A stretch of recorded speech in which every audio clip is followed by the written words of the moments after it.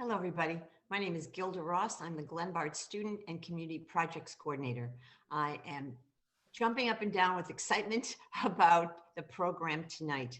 Our speaker, David Epstein, has written an amazing book that, once started, cannot be put down: Why Generalists Triumph in a Specialized World. We're in for a treat tonight. If you are a social media person, we ask that you please share the resource. As you know, all are welcome to these free programs. Well, thank you, Gilda. Thank you again to our sponsors, and thanks, Gilda, for all the tremendous work you do with GPS.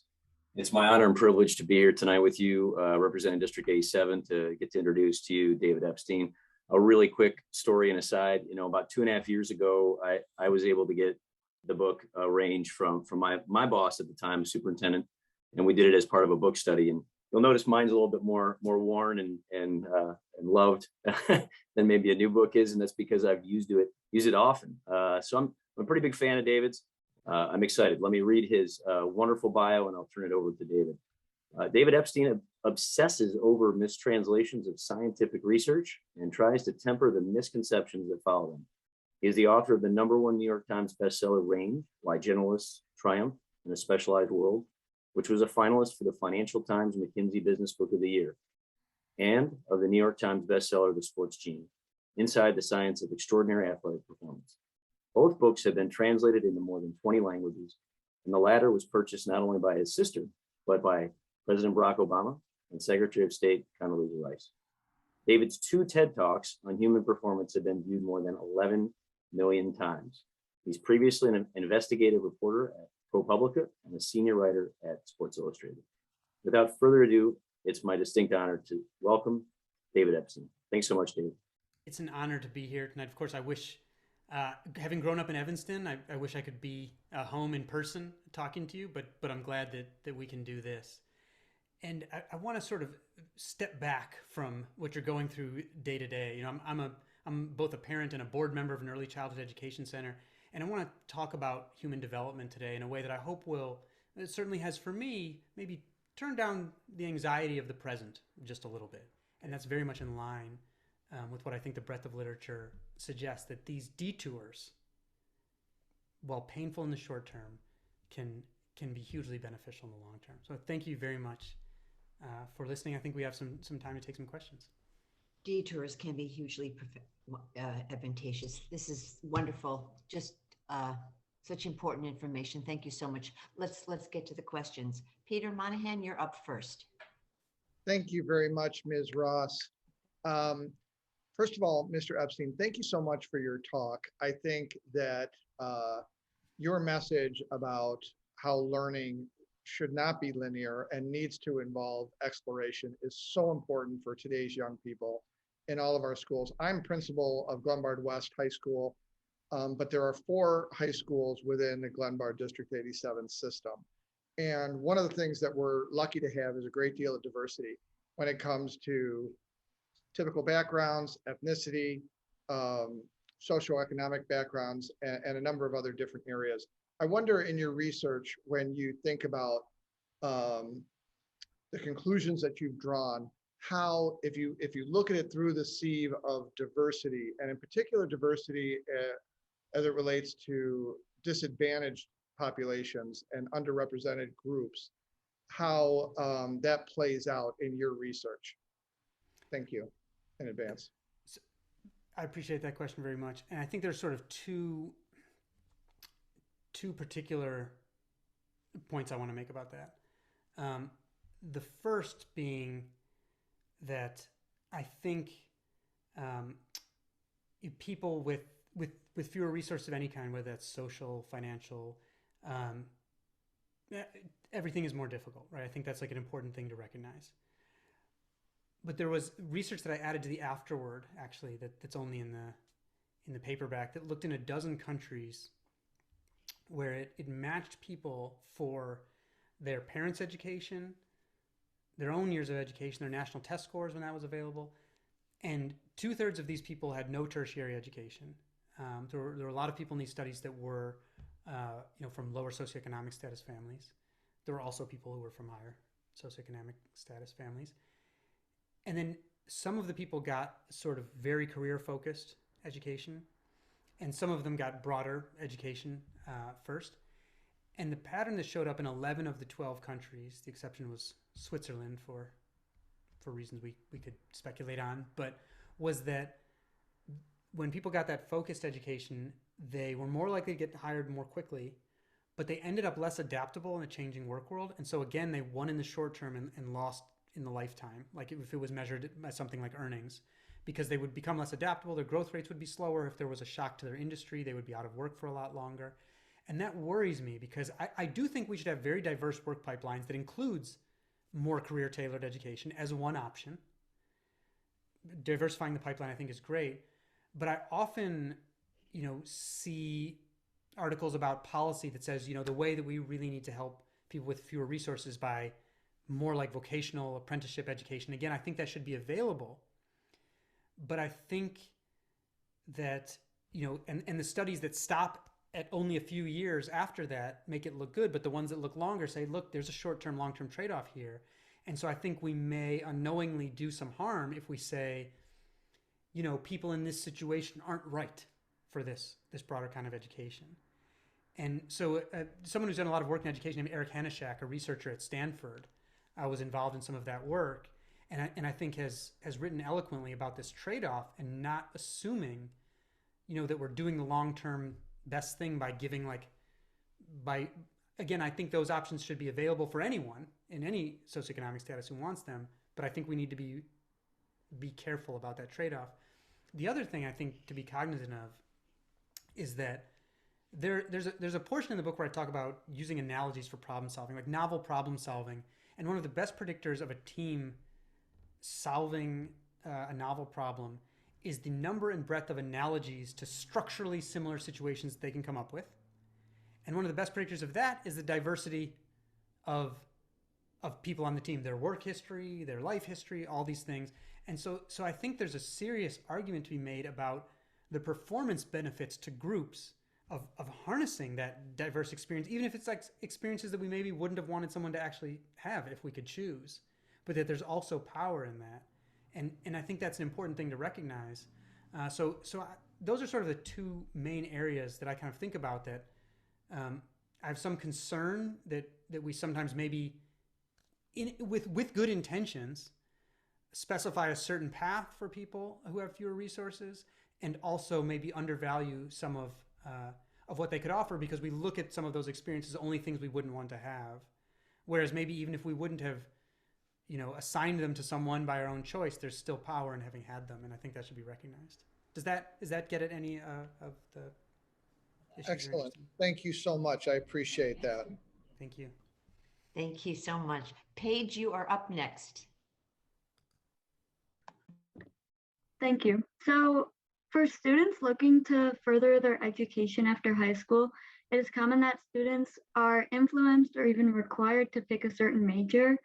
Should students continue to take a generalistic approach as they further their education or specialize in their chosen major? And what can we say to the adults who ask us about our career choices while we are still in high school trying to figure that out? Yeah, Paige, that's a great question because I had a lot of lawyers in my family, and when I studied geology and astronomy in college. I majored in geology and minored in astronomy, and so some of my relatives I think would be like, geology, natural resource law, and it was like, no, I was just interested in totally different stuff. And so I've become cognizant of that because I think asking someone what they want to be when they grow up, it's like interesting. Like my impulse is to do that to young people, like even to my own infant son, to be like, oh, are you going to be super into trucks? Maybe you'll work with trucks when you grow up. And I think there was a woman, a psychologist, who also happened to be an elite athlete, who sent me a message. She was listening to the audiobook of Range with her 12-year-old daughter in her car, and she said, oh, my daughter said, why do they ask us in school then, every year, what do you want to be when you grow up? This year instead, I'm going to make what do I want to learn this year?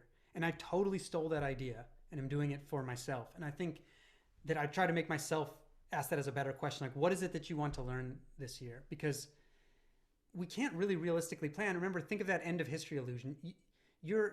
making those decisions that far out is choosing for a person you don't even know yet in a world that you can't even conceive yet. And so I think we need to try to be better about sending the message to young people that, maybe you're on a track that will last in some way for a long time, but really you're going to learn a lot, and we would want you to pivot based on the things that you learn. I don't want my kid or other kids to forge ahead in spite of the things that they learn in life. I want them to learn and then react to that. And so I think this focus on what do you want to learn this year, whether that's about yourself or whether that's some subject, that gives you actual actionable things to do. Instead of, when I thought about this as a runner, it was like I used to make time goals for how fast I wanted to run when I finished the race. And it's like, that turns out not to be very useful. It's like you cross the line and then you look backward at the clock and either it happened or it didn't. Much more actionable goals are, I'm going to experiment with, picking up the pace with 300 meters left in the race. Then it's like you have something to do and you can try it and say it worked or it didn't. And so I think setting these more actionable, what is it that I want to learn this year, either about myself, about how I work, what I'm interested in, setting those kinds of goals, that's what I want to ask, the way I want to ask young people. In terms of picking a major, you're forced to do it. You got to do it. I did it. I think you can broaden your interests. I think this is a lifelong thing. I hope and I think at some point that colleges, instead of just being like 4 years and you're out, will start offering like lifelong subscriptions to like ongoing education, because people are changing jobs so much now and their work so much. So I think really it's an orientation toward life, and use the internet for information, not just for entertainment. And even if you're pretty specialized in your major, you can still broaden yourself outside of that. You have a lot of time outside of, in the rest of your life and the rest of the world. Like Nobel laureate scientists are about 22 times more likely than pure scientists to have a hobby that's unrelated to their work. And it turns out that hobbies unrelated to your work increase your self-efficacy, your feelings of competence, whereas hobbies that are too closely related to what you do in your work actually decrease your feelings of competence. So while I think it would be nice if people had I went to Columbia, and so I had, even though I was a science major, I had to take masterpieces of Western music and art and literature, and those tremendously enriched my life, and I'm glad I was forced to take those.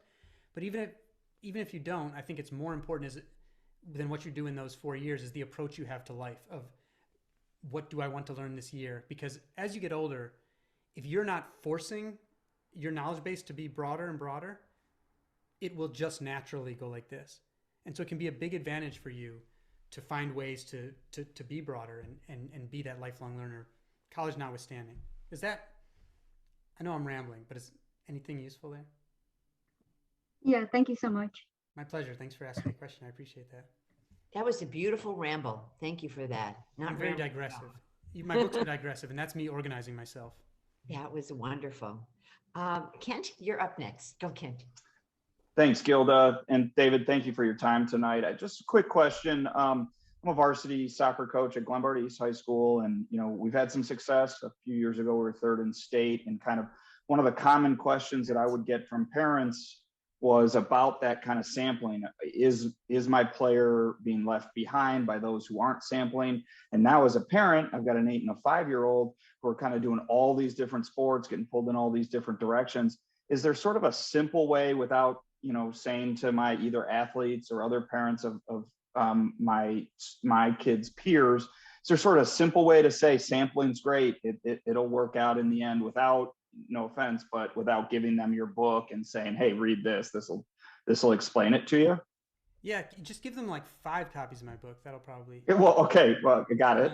I recognize that as a major challenge, and not only, I'm sure you'll be aware of this, that like I'll get questions from parents of young athletes saying, when I lived in New York, I lived across the street from a U8 travel soccer team, which is like because kids living in a city of 9 million needed to travel, 7-year-olds, to find good enough competition, right? And so I talked to some of those parents, and they're like, I don't necessarily want to do this, but they can't be on next year's team if they don't do this in this league. And so I understand that like you can't just like go rogue and live outside the system, right? And so, I think the best you can do is try to tell them and point them to some of the evidence. There's a great new, here, hold on, let me drop it in the chat really quick, if that's okay. Thank you. A great new study that might be quicker to share than my book that just looked at 6,000 athletes. It's sort of the latest on this, and it's like pretty, as scientific papers go, it's quite clearly written. So hold on, this might be helpful. And I'll drop in a little write-up of it that I did also that's even shorter. That's like a 5-minute read. Perfect. It might be useful. Sorry, ignore my... And the other thing, and here's like my newsletter version of it that's even shorter. Did I just drop those only to the panelists? Can someone drop those to the whole audience? We will. Okay, thank you. The other thing I would say is, I think there's some sort of middle ground solutions too. Like Judy Murray, who's Andy and Jamie Murray's mom. I spent a little time with her, and she has a camp, a tennis development camp, where people will sort of take their kids out of the British system and give them to Judy Murray because of her name and because she raised Andy and Jamie. And they play tennis at the camp, but because I think a lot of the sport diversification, I'm speculating somewhat here, but I don't think it's about like, did you put on a basketball jersey, versus a baseball jersey? I think there is an advantage to delaying choosing, especially through not choosing before puberty because you don't know what someone should actually be matched with. But I think a lot of it is about movement diversity and diversity in physical problem solving. I think there's data from the Australian Institute of Sport that suggests it's really about diversity of movement and problem solving that builds durability and builds perceptual skills.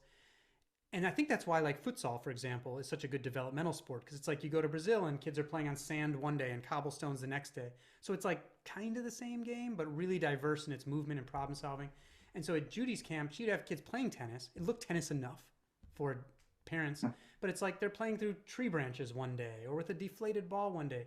So I think you can vary challenges within the sport too, so that it's more palatable maybe to the kids and their parents, but you're still getting a lot of that diversity in it. So I think it's also good to explore some of those kind of middle ground solutions, since like you can't live outside of our society, Right.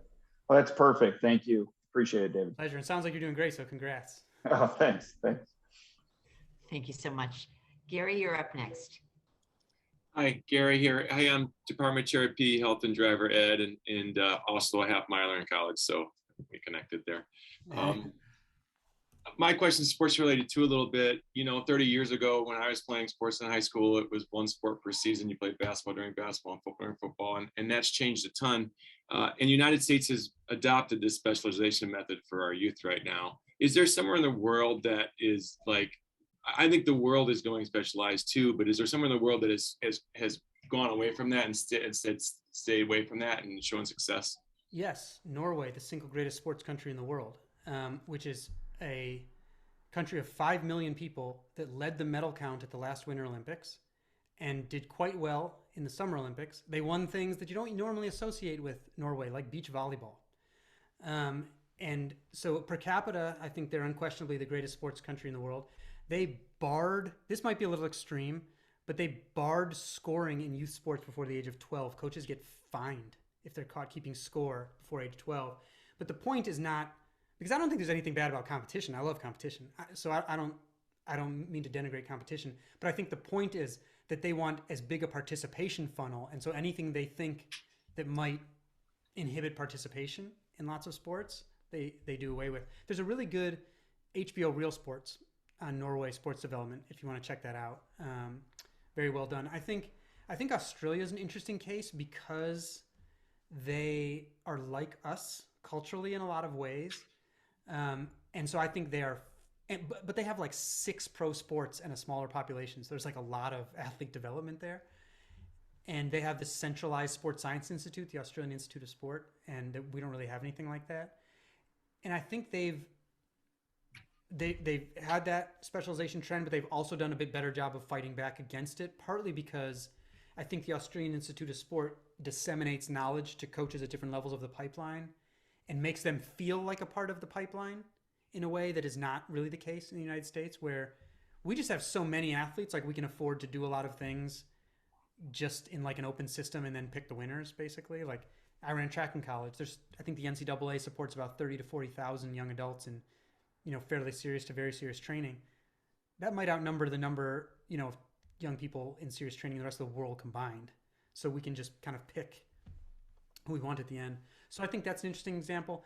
If you look at the Aspen Institute's Project Play, led by Tom Ferry, they had some interesting, they always have interesting stuff coming out, but I remember one of their panels that they had up that made an impact on me recently was one where they had some of the people who started decades ago designing the French national soccer pipeline and saying, okay, we know we have to get kids in the pipeline early because we're competing for them, but we also want to engender some of the benefits of diversity. And so they would sort of bring them in, but have periods where like they'd have small-sided games on a weird shaped area, and the coaches weren't allowed to talk. I remember one of the designers named Ludovic Debreu said, he has this phrase, there is no joystick, meaning the coaches, like when the kids are younger, like don't talk too much. We want lots of sort of unstructured time. So I think there are these sort of different models that we can take some inspiration from. And I think there are people in the US who are implementing some of that in some ways, but it's against, it's sort of a countercurrent. But I would watch the Norway Real Sports. I think it's pretty cool. And I don't know if Norway's going to lead the medal table again, but I'm sure they'll stand out next month in Beijing. Thank you. Your big fan, Seth, has the second to the last question. Go, Seth. Hey, perfect. Thank you. First, just a quick comment. I love how you talk about kind and wicked environments. It's just a really fascinating topic. Thank you. But I do take issue. Tiger Woods may have a kind golf environment. My golf game is not anywhere near a kind golf environment. I'll say that much. So I just wanted to point out, that I also liked what you talked about when you talked about get fit looks like grit. Like one of my favorite takeaways from today. And it got me to thinking about this scenario of, I have 3 children and 2 of my 3 kind of fit into this category. You've got child A who really likes a subject, topic, could be a sport, could be an activity.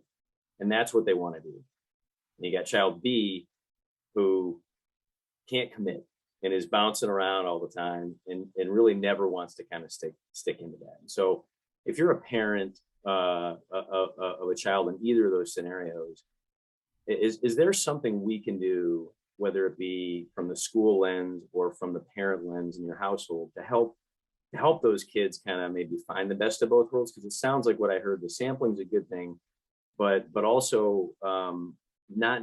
I think parents sometimes worry that kids aren't necessarily taking things seriously or don't want to commit to things, and there's fear that they may be missing out because they're not doing it. I don't know if that's a coherent question, but hopefully you get the gist of it. Yeah, no, I mean, I think like, you're getting at I think a age old, like fundamental question of parenting, right? Which is like one of the things, and I, from having done this research, am by no means immune to the parenting instinct of like, am I seeing what my child's going to be today when he's playing with this or that? But not at all. Like, still have the same human instincts I did before doing any of this research. I think, for me, that talent-based branching model that I talked about, that came to serve for me as a little bit of a model for parenting. I know it's bad to say like I'm taking like the Army as a model for my parenting, but I kind of think of myself as the coach-like mentor in the relationship. And again, my kid's very little, so this is, it's not that deep at that stage, but it will be at a certain point, where there's this whole literature on what's called self-regulatory learning, which is basically thinking about your own thinking and your own learning. So like basically like metacognition. And I think a lot of it boils down to, even though there's a voluminous literature on it, is systematic reflection. And the fact is that when we don't do that, which most of us don't do intuitively, we don't stop with our experiences and ask, what met my expectations, what didn't? What did I learn I was better at than I thought I'd be, and what worse? What was more interesting than I thought? What do I want to learn next? Who do I need to help me to learn that? How am I going to make sure they do that? We don't stop and sort of ask those questions, and so we're not getting the most amount of learning signal that we can from each experience. And so I think when you're not getting a lot of learning signal about yourself and how you work, that's where you can end up bouncing around, where the bouncing is just bouncing as opposed to like informed pivoting. And so the way I see my role is like that coach, like mentor in the talent-based branching process, where my role is to help my kid get the maximum amount of signal from each of those experiences and figure out what it tells him about what he should be doing next. And if that means he should stick with something for a while, that's fine. I'm going to still offer him things to broaden his view beyond that. But in the hope that the bouncing is more strategic pivoting. And that turned out to be, in this research I mentioned in Range called the Dark Horse Project at Harvard, that studied people who found really high match quality in their work, that were really fulfilled by their work. Their pattern was this habit of mind where they would say, they wouldn't look around and say, here's who's younger than me and has more than me. They'd say, here's who I am right now. Here are my skills and interests. Here are the opportunities in front of me. And here's the one I'm going to take. And maybe a year from now I'll change because I will have learned something about myself. And they just keep doing that until they arrive at a place where they're sort of maximizing their skills and interests. But it often takes them some time to get there and some experimentation. So I think maximizing that signal, because I'm pretty convinced from a lot of the development literature that parents can't actually like micromanage the personalities of their children to the extent that a lot of us maybe think we can. And that it's really what we can do a better job of is helping that exploration be more full, and then helping a kid find, the spot where they can maximize that. So I think systematic reflection, it can be as simple as something as keeping a journal that's a few questions that are asked over and over, I think is important, because turns out we don't just do that as well as we could intuitively. Thank you so much. Thank you. That's a wonderful way to close, David. You have been incredibly generous, and I so appreciate your time this evening. You really, really got us thinking about some very, very important issues. I thank you for that. Thank you for everyone who listened in. Thank you for the speakers. Thank you for the questions. And we can't wait to have you back. And everybody go get the book.